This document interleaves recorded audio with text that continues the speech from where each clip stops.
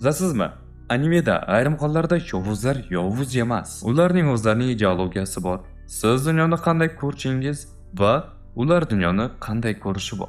Keling sizga asta-sekinlik bilan tushuntirib beraman. Tasavvur qiling, siz o'zingizning hayotingizning bosh qahramonisiz va siz o'zingiz to'g'ri deb biladigan yo'lda yurasiz. Axir bu o'zingizning hayotingiz.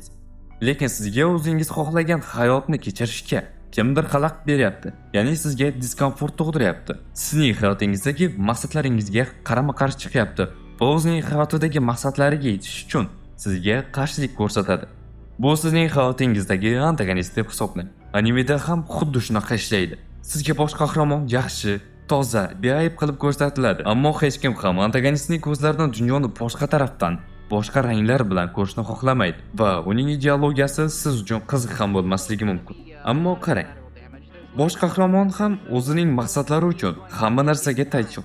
Antagonist ham xuddi shu qarash bilan yashaydi. Antagonist uchun bosh qahramonimiz unga qarshi chiqyapti, ammo biz qarashlarni o'zgartirsak, bosh qahramonni antagonistning roliga almashtirsak, antagonistni esa bosh qahramon roliga qo'ysak, xuddi avval bosh qahramon bo'lgan personajimiz antagonist va biz bilgan avvali antagonistimiz esa yaxshilikka yetaklovchi bo'lib qolyapti. Endi hammasida ham o'xshayvermaydi, ammo ko'p hollarda aynan antagonistlarda o'xshaydi, yovuzlarda emas.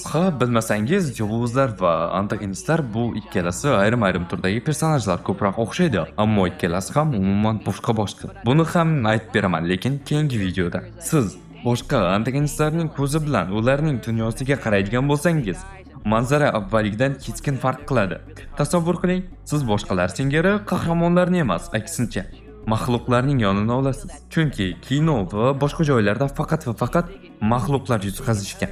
Garo har doim ham qahramonlar yutmasligini va haqiqiy yovuzlik qanaqa bo'lishini ko'rsatishni xohlagan.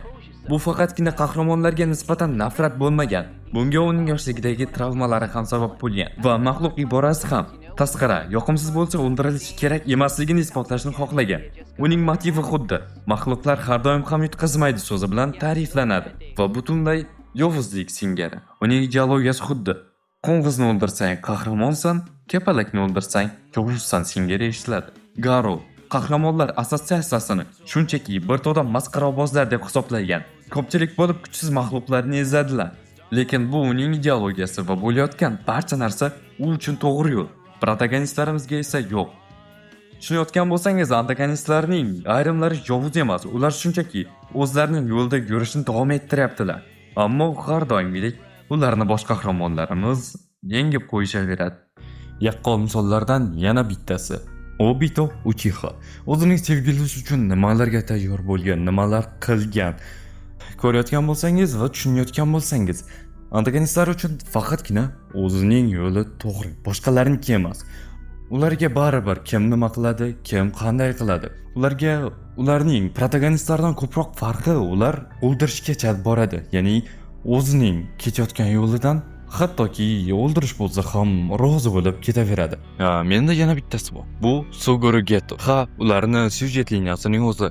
Bosh qahramonlarimizning o'zlari ham aynan ularni shu yo'ldan yurishga majbur qilishgan. O'zingiz qanaqa qiziqarli bo'lgan antagonistlardan bilasiz? Va albatta ularni kommentariyaga yozib keting. Bilasizmi? Juda ham kamdan-kam ko'raman. Qaysidir anime yoki boshqa kino bo'lsa ham antagonistlar yutganini, nimaga aynan faqatgina qahramonlar yutishi shart. Agar o'zingiz biladigan shunaqa qiziqarli anime yoki kino bo'lsa, kommentariyaga yozib keting. Albatta o'qib chiqaman.